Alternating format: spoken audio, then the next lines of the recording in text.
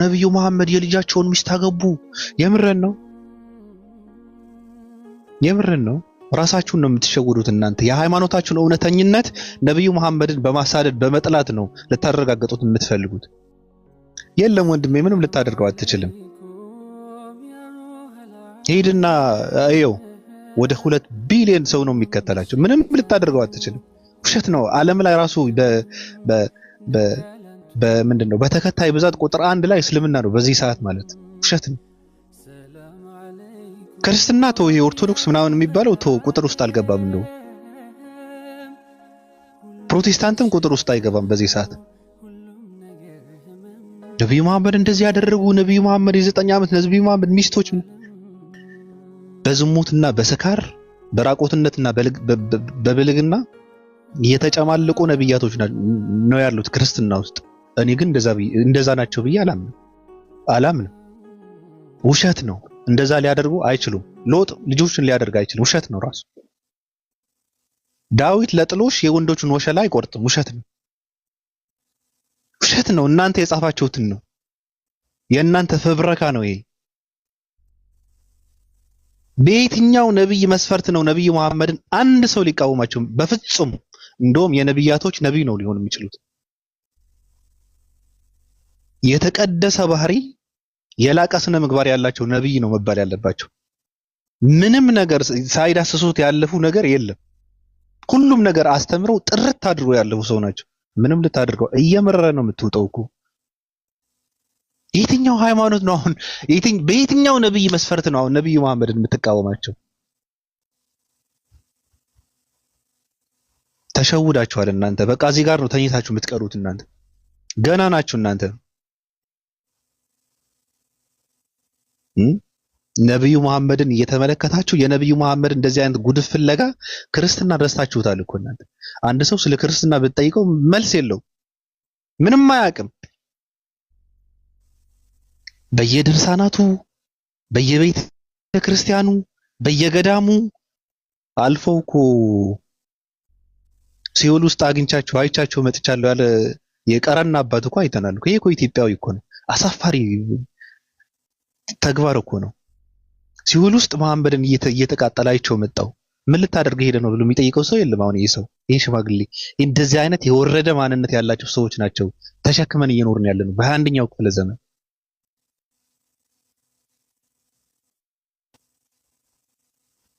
የ9 ዓመት ሚስት አግብተዋል ብለው ሲያወሩ የ40 ዓመት ሴት እንዳገቡ ግን አንድም ሰው አይመሰክርም። በቃ ከልጆቿን አቅፈው ያገቧትን ሴት እንትን አይሉ። ባሏን ሙቶባት ሲንከባከቧት የነበሩ ያገቧትን ሴት ስለሷ ግን አያወሩም። ይሄ ጥሩ ስነ ምግባር ግን አያወሩትም እነዚህ ሰዎች። ምንም ልታደርገው አትችልም። እናንተ በምታወሩት ነብዩ መሐመድ ቢጠሉ እናንተ በምታደርጉት ነብዩ መሐመድ ሰው ቢጠላቸው አንድ ተከታይ አይኖርም ነበር። የሚያሳዝነው ነገር ግን የሚያስደስተውም ጭምር አንድ ሰው ስለ ነብዩ መሐመድ መጥፎ ነገር በተናገረ ቁጥር ስለ ነብዩ መሐመድ ጥሩ ነገር ሌላ ሰው እንዲያውቅ ነው የሚያግዘው ማለት።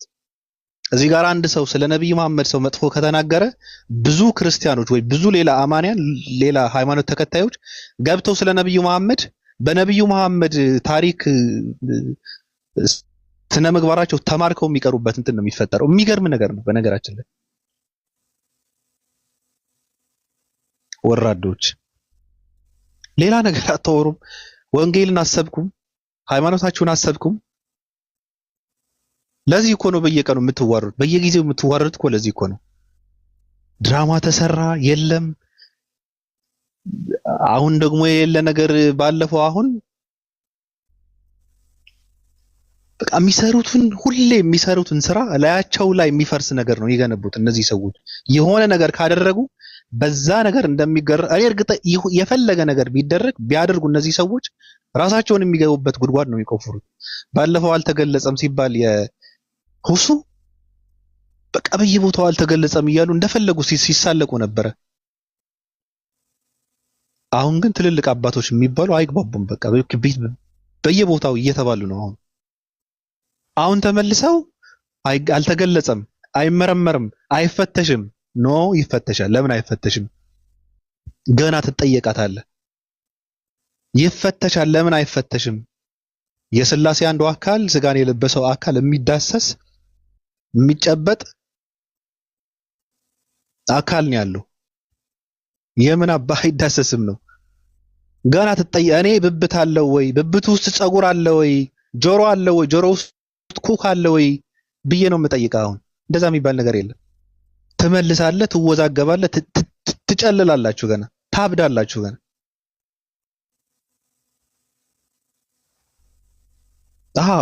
የራሳችሁን ሳታዩ ስለ ሰው እንትን ስለምታደርጉ ነው እዚህ ጋር የደረሳችሁት። የራሳችሁን ረስታችሁ ባለፈው ስለማይመለከታችሁ እንትን ስትሉ ስለነበረ ነው እዚህ ጋር የምትደርሱት። እናንተ አታውቁትም ራሱ ውርደተኞች። ከዚህ በኋላ አንድ ነገር ልንገራችሁ። ከዚህ በኋላ ስለ ነብዩ መሐመድ መጥፎ ነገር የሚያወራ ሰው በየትኛውም እምነት ተከታይ በየትኛውም እምነት የማይከተል ሰው ተቀባይነት የለውም። እንደዛ ነው እየሆነ ያለው። ይመልስልህ እምነት አልባና ሌላ እምነት ተከታይ ነው። የለም ውሸት ነው፣ ውሸት ተረት ነው፣ ተረት ነው። እዚህ ግባ የማይባል ነገር ነው ይዘህ የምትመጣው። ምን አገባኝ እኔ አሁን የ9 ዓመት ልጅ ሚስት አገቡ ምን አገባኝ? አመመኝ አላለችህም እኮ፣ ቆሰልኩ አላለችህም እኮ። ምን አገባ? እኔ ምን አገባኝ? ለምንድን ነው እንደዚህ አይነት ይዘህ የምትመጣብኝ ነው የሚልህ ሰው። በቃ የሚከላከልላቸው እንደውም እንደዚህ አይነት ነገር ይዛችሁ ስትመጡት ክርስቲያን ራሱ ነው። ውሸት ነው። በክርስትና ውስጥ ያሉ ነብያቶች ማንነት ጠንቅቆ እያወቀ ነው እንዴ ይላል። እንዴ የሉጥን ታሪክ እያወቁማ ስለ ነብዩ መሐመድ እኔ ላወራ አልችልም፣ ሞራሌ አይፈቅድም ይላል። ክርስትና ውስጥ የሰከሩና የተዋረዱ ነብያቶችን ቁጭ ብለው መጽሐፍ ቅዱስ ውስጥ እኔ ስለ ነብዩ መሐመድ የማወራበት አቅም የለኝም ይላል። ክርስቲያን ራሱ አያገባኝም ይላል። ሂድና ራስን ጨርሶ ነው የሚልህ። ስለዚህ አሁን አሳዩን፣ እግዚአብሔር ጾታ አለው ወይ? በቃ እግዚአብሔር ብብት አለው ወይ? ብብቱ ውስጥ ጸጉር አለው ወይ? ጥያቄ ነው። እግዚአብሔር የተገጣጠመ አካል አለው ወይ? አልተገጣጠመም ካልክ ታዲያ የተነጣጠለ አካል ይዞ ነው የተወለደው? እስቲ አንድ ሰው ዝም ብላችሁ በእጃችሁ ግፉት። የምትገፉት እኮ ወደፊት ነው የምትገፉት። ራሱ ሚስማር በተመታ ቁጥር ይጠብቃል ይላሉ የሀገሬ ሰዎች ማለት ነው። እፍ ስትል ታነዳለህ፣ እፍ ስትል ታጠፋለህ። እነሱን እናጠፋለን ብለው እፍ ሲሉ እያነደዱት ነው ያሉት ይህንን ብርሃን፣ ምንም ጥርጥር የለውም። ስለዚህ ይህ ብርሃን ይደረሳል።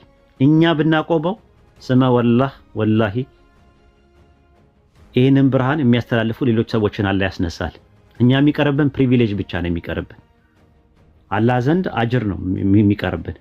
እኛ ፕሪቪሌጅ እንድናገኝ ብለው እንጂ እኛን ያመጣን አይ እኛ የተለየን ሰዎች ነን ብለን የምንኩራራ የምንጠባረር ከሆነ ተሳስተናል።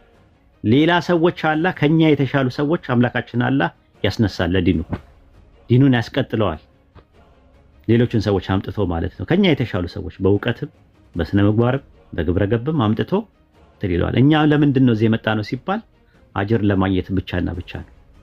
አጅሩን አስበን ካልሆነ ግን የኛን ፖፑላሪቲን ፈልገን ዝናን ፈልገን ከሆነ ፌመስነትን ፈልገን ከሆነ የመጣ ነው በጣም ተሳስተናል። እንደዛ ነው። ሌላ ሰው ያስነሳል አላህ ማለት ነው። ስለዚህ ዲኑን አኻድማለሁ፣ አጅር አገኝበታለሁ። ነገ ጠዋት የአላህን ፊት አጅር አገኝበታለሁ።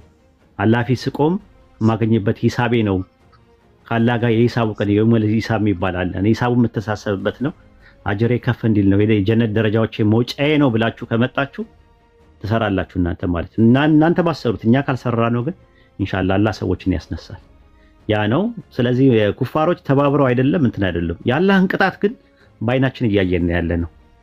ሰዎች ለጥፋት ሲተባበሩ በተናቸው። አሁን አማመጣና እርስ በርስ እንዲባሉ አንደኛው ገሃነም ትገባለህ፣ አንደኛው አልዳንክም አለው።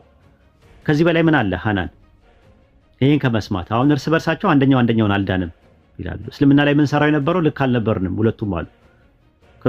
ኦርቶዶክስና ፕሮቴስታንት አንድ ላይ ሆኖ እስልምናን ለመውጋት ሲሞክሩ ማለት ከዛ በአላህ ላይ ሲያላግጡ አላህ እጅ አለው እግር አለው ምናምን የሚለው ነገር ሲያላግጡ ደግሞ እነሱ ሌሎች ተጨማሪ አትርቢቶችን ጨምረው እነ ጆሮ ሁላ ተገለጹ፣ እነ አይን ተገለጹ። አለው አይን አለው እጅ አለው እግር አለው ጆሮ አለው ጸጉር አለው ሁላ ማለት ጀመሩ።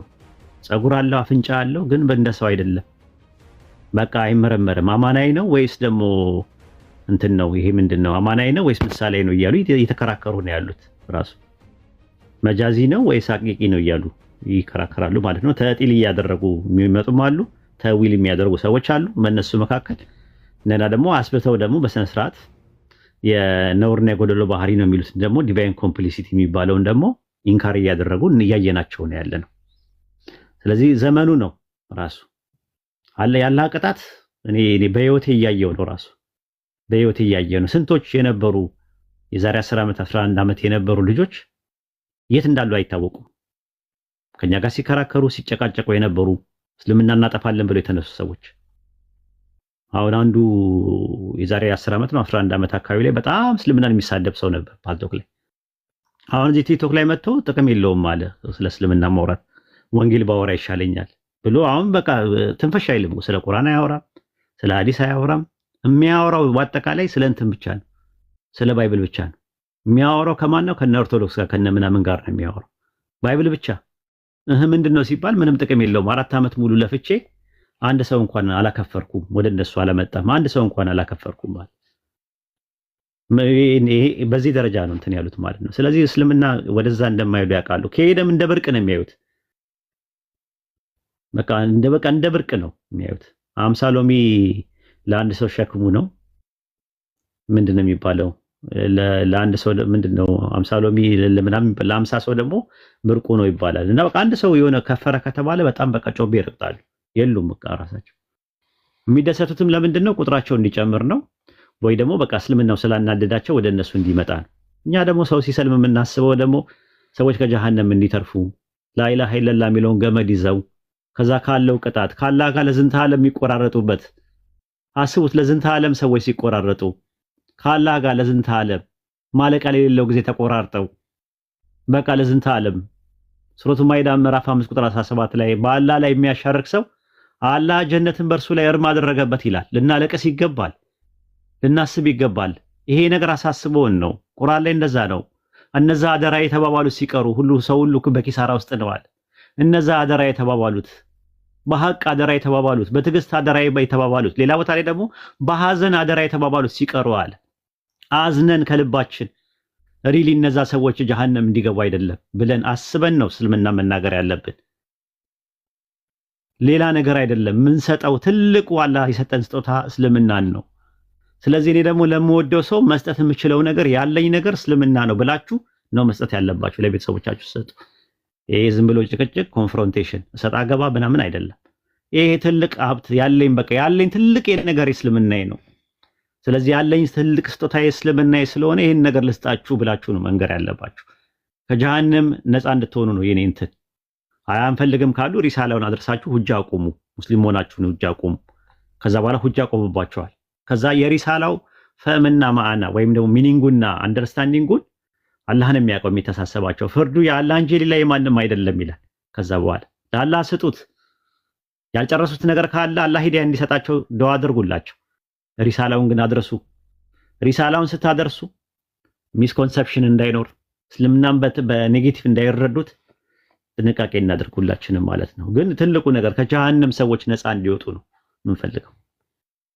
ከጀሃነም ላኢላሃ ኢለላህ የሚለውን ገመድ ይዘው እንዲድኑ ነው የምንፈልገው። ከሰዓት አፋፍ ላይ በሰዓት ጉድጓድ አፋፍ ላይ ነበራችሁ ከእርሷ ማዳናችሁ ይላል ሱረቱ አል ኢምራን ምዕራፍ 3 ቁጥር 103 ላይ የአላህን ገመድ አጥብቃችሁ ያዙ አለ። ገመዱ ምንድነው? ተንጠልጥለን የምንወጣበት ነው ከገደሉ። ገደሉ ምንድነው? አፋፉ ምንድነው? ኩፍር ነው። አፋፉ ምንድነው? ሽርክ ነው። አፋፉ ምንድነው? ቢድዓ ነው። አፋፉ ምንድነው? ኒፋቅ ነው። ከዛ ነገር ላይ ሰዎች የሚድኑበት ነገር ምንድነው? ገመዱ ነው። በገመድ የአላህ ገመድ የተባለው ላኢላሃ ኢለላህ የተባለው እሱ ነው። ገመዱ ተንጠልጥላችሁ የምትወጡበት ነገር ነው። ከዛ ገደል ገመዱን ያዙ ነው የተባለው ኢስቲቃማ። ስለዚህ ኢንሻአላህ እና ይሄን ነገር ነው ያለው። ሪሳላው የትም መቆም አይችልም። በፉክክር የሚሆን ነገር የለም። በእንካ ሰላምታ የሚሆንም አይደለም። በልከክልኝ አይደለም። ራሱ ከክልኝ አይደለም። እኛ ወደ እስላም ስለምንጠራ እኛም ወደ ክርስትና እንጠራ አይደለም። ከልባችሁ ከሆናችሁና ኢየሱስ ጌታ ነው ኢየሱስ ያድናል ካላችሁ ይኸው መድረኩ ክፍት ነው። መታችሁ ስበኩን እስቲ እንዴት እንደሚያድንና እንዴት ጌታ እንደሆነ እንጠይቃቸዋለን። ራሱ ለኛ አስባችሁን ነው ብለን የምናስበው። በኔጌቲቭ ላይ አንመለከተውም። ጥሩ ነገር አስበውልን ነው